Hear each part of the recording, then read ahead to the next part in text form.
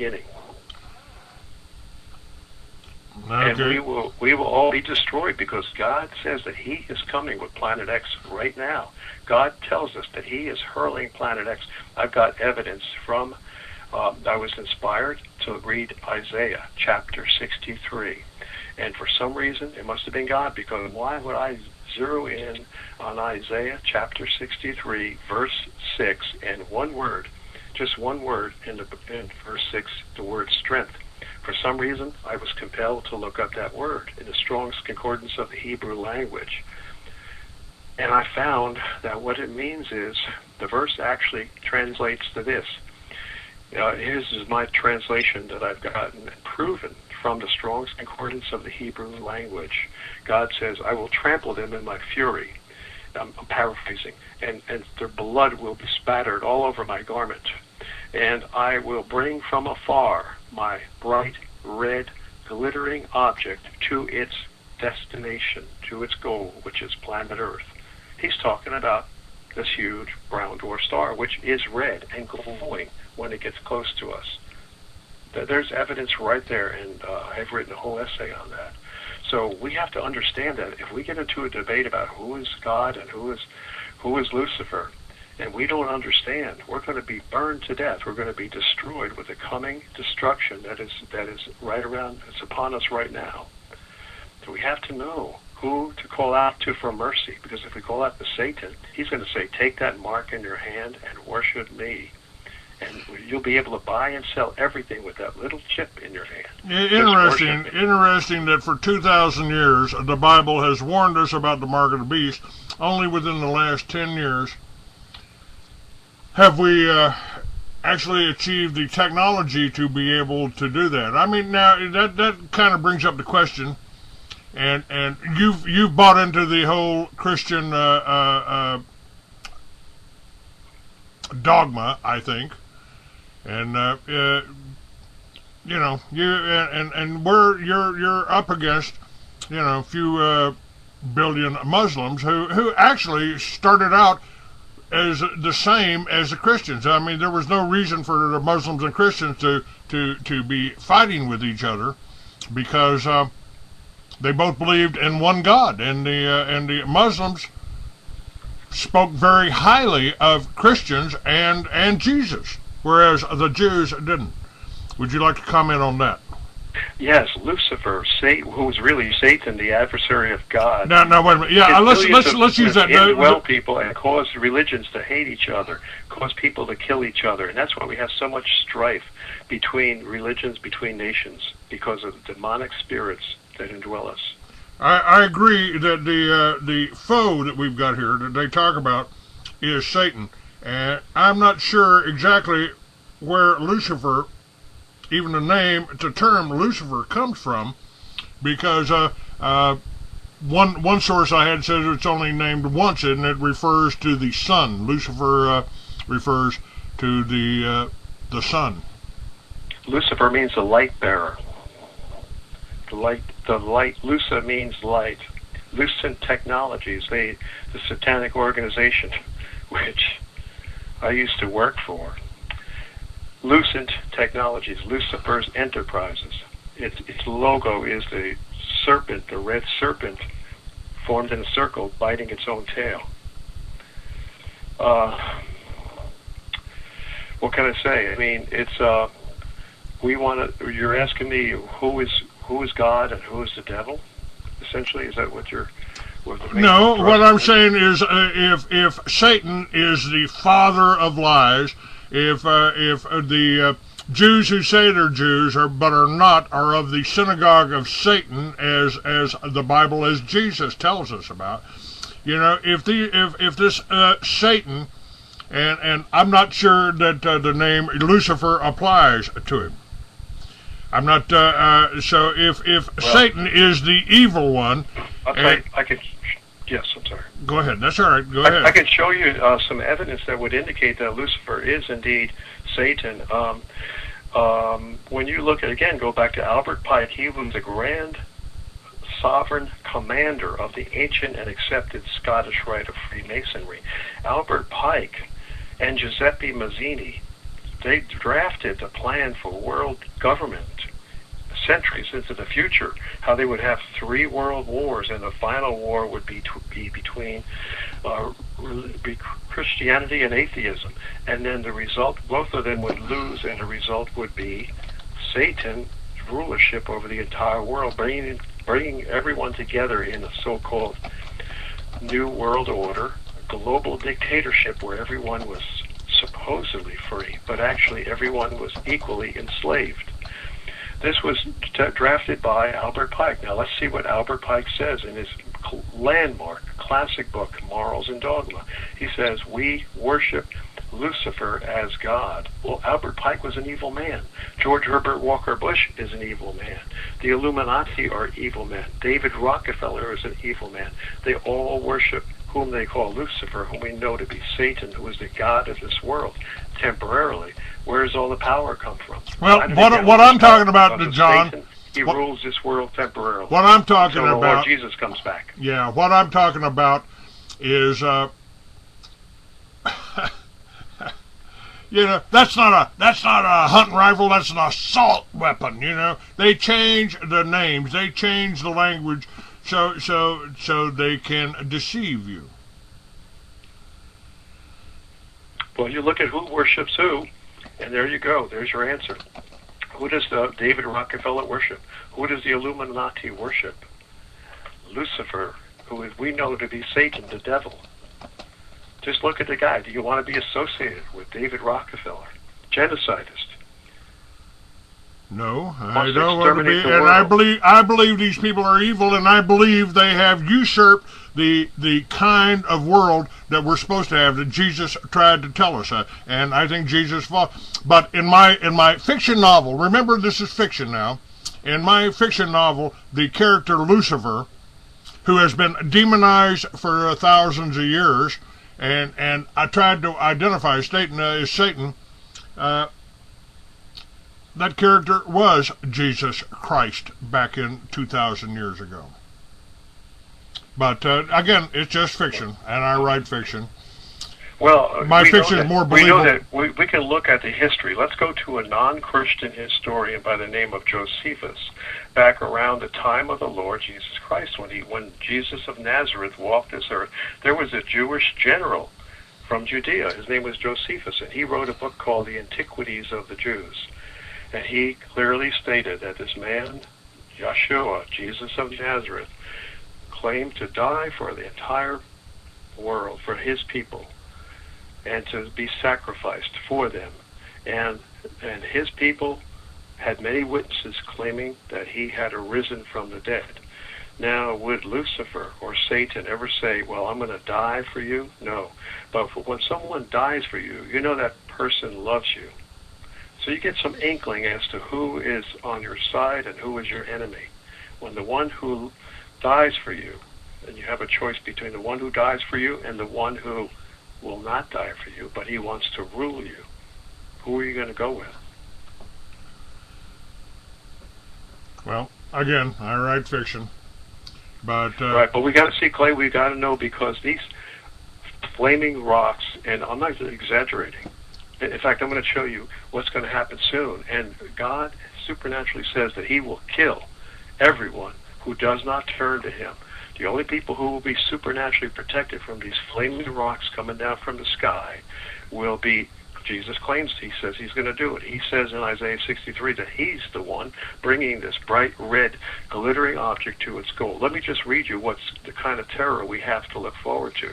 But I don't want to terrorize people. I want to give them comfort to know that they can be protected. This is the book, The Return of Planet X by Jason Rand, R-A-N-D, page 30. Solon, he was a great Greek historian. He went up to the Egyptians who had ancient records of long thousands of years ago. So Solon then went on to share with the Egyptian priests his knowledge of Greek history, including their account of the Great Flood, to which the Egyptians replied, quote, "As for those genealogies of yours which you have related to us, they are no better than tales of children. For in the first place you remember one deluge, or inundation only, whereas there were a number of them. And in the next place there dwelt in your land, which you do not know, the fairest and noblest race of men that ever lived, of which you, Greeks, are but a seed or remnant. And you did not know this because for many generations the survivors of that last destruction made no records, unquote. In other words, what the Egyptian ancient priests were telling the Greek historian Solon was that many civilizations throughout the history of our planet have been wiped out by a recurring catastrophe. These civilization-ending cataclysms not only destroyed many ancient cultures, but their written records and recorded history as well, forcing them to literally start over again as children. That's what the Egyptians were telling Solon. This destruction of past civilizations and their recorded histories is one of the main reasons why our modern-day society has little remembrance of these past global cataclysms. The Egyptians then went on to tell Solon about one such destroyed civilization called Atlantis, which at one time was a series of magnificent islands that sat in the Atlantic Ocean out beyond the Pillars of Hercules, that is, the Straits of Gibraltar, the entrance to the Mediterranean Sea. The priests said that the Atlanteans had become a rich and powerful civilization. Sound familiar? But their success had made them arrogant and warlike. Sound familiar? The Atlanteans started to systematically invade the other cultures of the Mediterranean. Sound familiar? And at one time had extended their advances to the very borders of Egypt itself. Well, our empire, our American Israeli empire, has enveloped the entire world. That's my comment. Continuing, but then the usual inundation struck the earth, involving great earthquakes and floods. Take a look at Japan. My comment. With little warning, Atlantis was engulfed by the ravages of the ocean, slipping beneath the waves, never to be seen or heard from again. The Egyptian priests, surprised by Solon's ignorance of the destruction of Atlantis, went on to say, quote, "The catastrophe must have escaped the notice of future generations, because as a result of the devastation for many generations, the survivors died with no power to express themselves in writing." These ancient Egyptian priests also related to Solon that the destruction of Atlantis took place violently and suddenly, as in, quote, a fortnight. Quote, "The islands disappeared, all disappeared, due to earthquakes and floods in a grievous day and night," unquote. The accounts of Solon and the demise of Atlanta are not the only ancient records of massive cataclysms that the Egyptians had left us. In 1828, the Museum of Leiden in the Netherlands obtained a copy of an ancient text known as the Ipuwer Papyrus. This text describes a massive cataclysm that struck Egypt thousands of years ago and sent this remarkably organized civilization into total disarray. And here's some excerpts from the Ipuwer Papyrus of the Egyptians who survived this. Quote, "Plague is throughout the land. Blood is everywhere. The land turns over as does a potter's wheel. Earth turned upside down, land upside down. Human beings thirst after water. What shall we do? All is ruin. Cattle are left astray, and there is none to gather them together. Trees are destroyed. No fruits, no herbs. Grain has perished. Gates and columns and walls are consumed by fire. The sky is in confusion."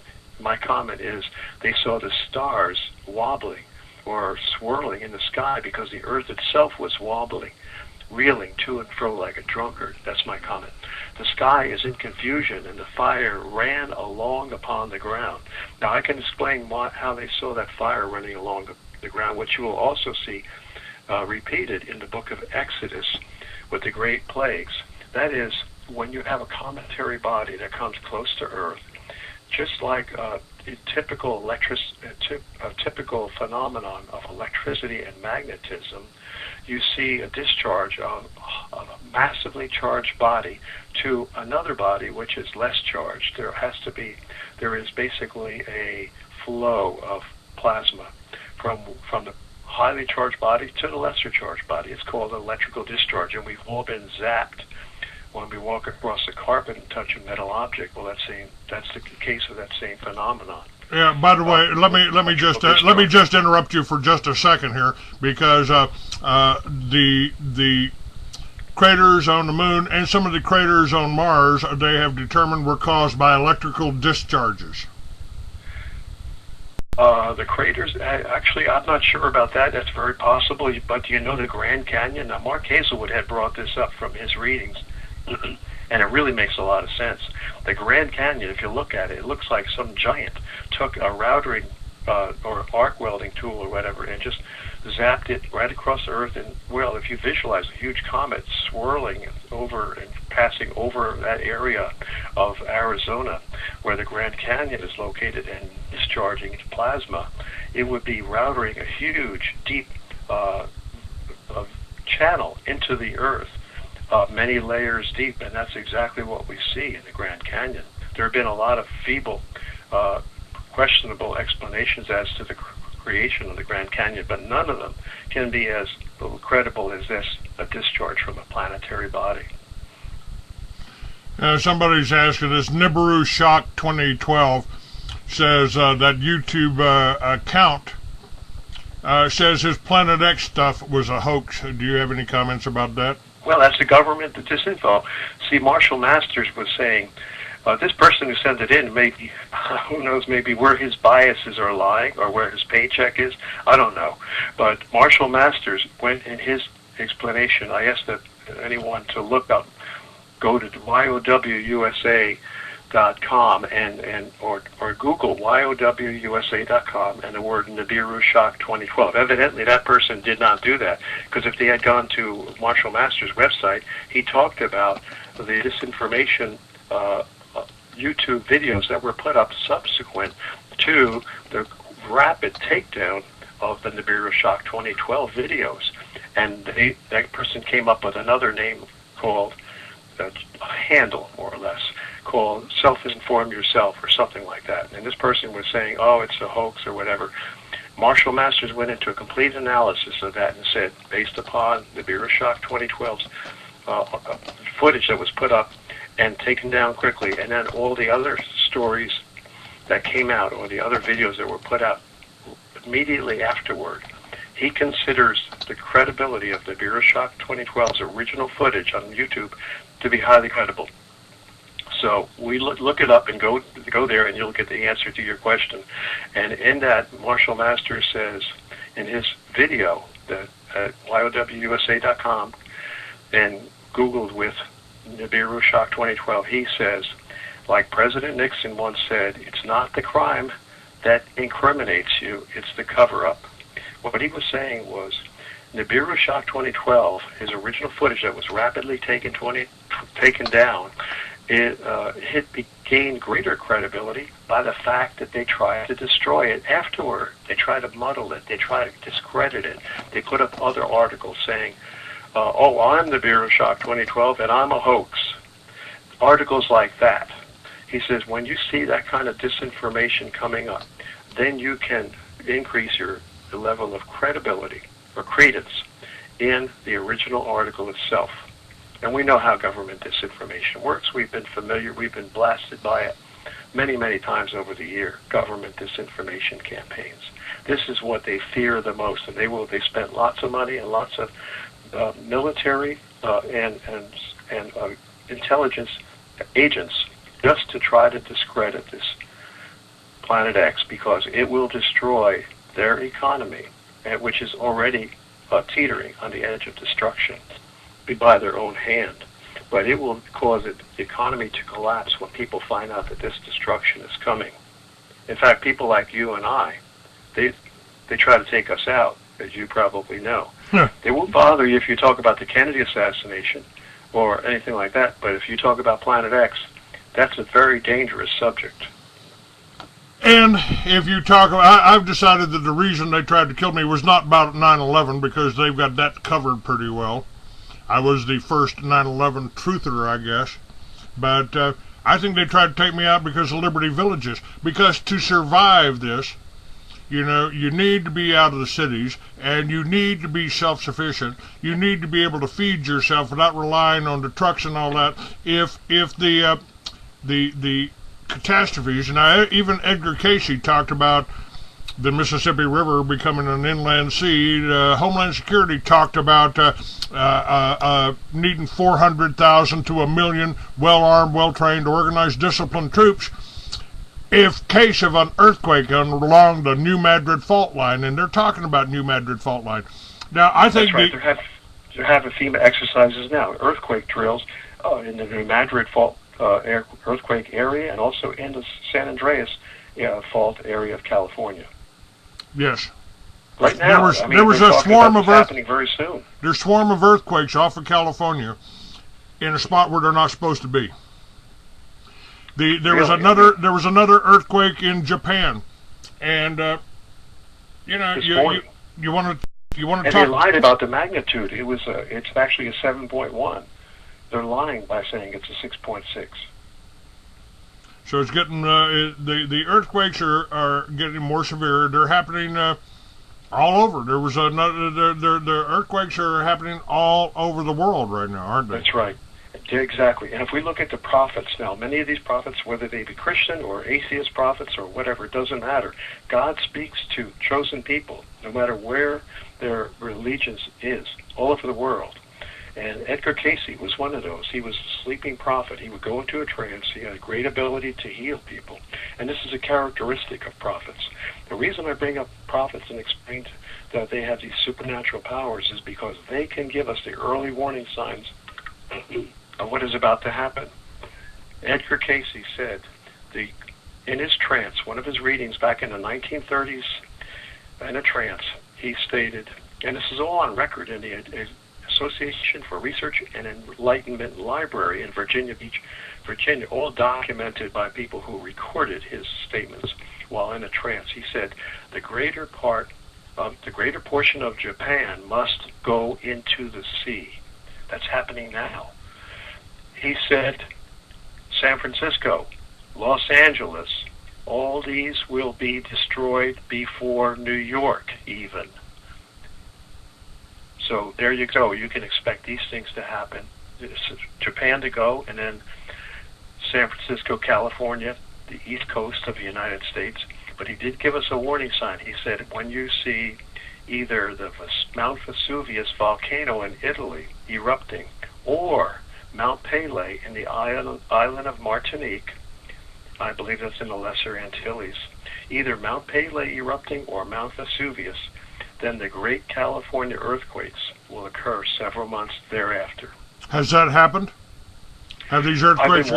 I've been watching for Mount Vesuvius activity or Mount Pelee. I haven't been watching as frequently as I should. I haven't noticed any, but I think all of us better start looking, because that's when it's going to happen several months later. I think Casey is right. He did mention about Japan, and it looks like he's unfortunately, sadly, turning out to be correct in his prophecy. Now, remember, this man had tremendous powers of healing. It was just unbelievable. He would be able to lie down and get a letter from someone who was dying or their relatives, and he would just go into a trance, and his body would be taken, his mind would be taken into where that person lived, down the street. He would name the name of the street, and then he would say, we're going into the house, and here's what's inside the house, and then with the woman who's sick, her leg has a lesion, and it's becoming more infected. And he's looking at it, he says, now we're in the body, we're going through the bloodstream, through the heart, through the lungs. Oh yes, here we are. We have the infection in the leg. This woman was bitten by a tiny brown recluse spider, which are very deadly, incidentally. 3 days ago, while sleeping, what will cure is what's called oil of smoke. And they called the pharmacy, and the pharmacy had one bottle left from the company that went out of business. And we believe, incidentally, that have been oil of oregano. So just remember that. If you get a nasty spider bite or any kind of infection, oil of oregano may save your life. But the point I'm trying to say here is this man was credible. We don't just take whatever he says lightly, because he had supernatural powers. And he claimed through his son, said, Dad always, his son, Hugh Lynn Casey, said on videotape, Dad always said that his power was given to him by God, and I believe that. It's obvious. Power to heal people. And remember, those who love you will heal you. God gave Casey the power to heal. And God, those who love you, God, that is, will warn you about the earthquakes to come. That's why he gave Casey that prophecy. The greater portion of Japan must go into the sea. So we can know what's going to happen. We better watch these earth changes, and we better realize who's God and who's not. Because if we get it wrong, we're dead. God says, I will supernaturally protect you throughout the Bible, throughout the Old Testament, the book of Joel, 800 BC. So God says, I will, great columns of smoke, pillars of fire. It'll be a day of dark gloominess, but I will save anyone who calls out to me. All right. Well, I think that's a good note to close on. John DiNardo, thank you for being with me. I really appreciate your input, and I appreciate your research. And we'll have you back, and we'll keep an eye on these volcanoes, and of course we're going to keep an eye on Japan. They're already talking about evacuating almost 1/4 of yes. Japan. We can only pray that the people will turn to God and be saved, physically and in the next life. All right. Listen, thank you very much. I sure appreciate it. Thank you, Clay. All right, sir. God bless you. Okay, let's see, folks. All right. Folks, if you will go to my site, freeamerican.com, we got some other things up there, and I want you to know about one of my new advertisers. It's escapeharassment.com. And this is the man that set this up has been advertising with me for many, many years. Glad to have him back. Glad to have him back. And we will be featuring him on Wednesday. Dave DeReamer will be my guest on Wednesday, talking about escape harassment. We'll get back down to earth, shall we say, with John. Check his sites out. Up there, the links are up on my site, right above my picture there, or below my picture, right below Hemp USA. And Hemp USA, the links on my site will take you there. And so, if you need some potassium iodide, you can to help protect you from the radiation, you can get it there. We can. I can certainly use any help, any advertising, any donations that you make, or buy some of the books. The Mystery Babylon will take you into the into the whole story of the involvement of the New World Order and why Christian identity and the militias have been demonized. All right, we're just about out of time. Call recording has been completed. All right.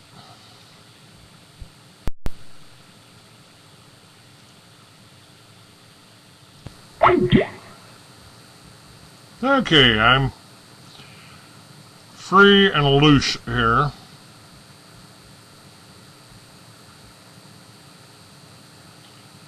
So, where are we at here? All right. Back to Blog TV. Back to Blog TV here. Let's see, we're off of that one. We're right here.